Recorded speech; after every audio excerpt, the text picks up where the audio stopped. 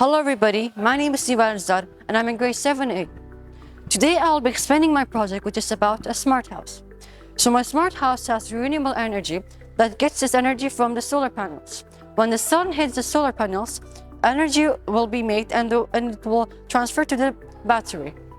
It also has a rain collection system. So whenever it rains, the rainwater will go into this tank.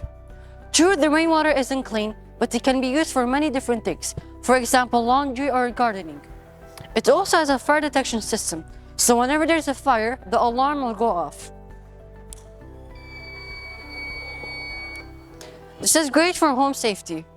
It also has smart lights. So whenever there's something walking by at night, it will turn on. This is great for home safety too. So whenever you're outside and it's dark, you go by it and it turns on. For example, this was all about my smart house. I hope every house in Kurdistan turns into a smart house. Thank you for listening.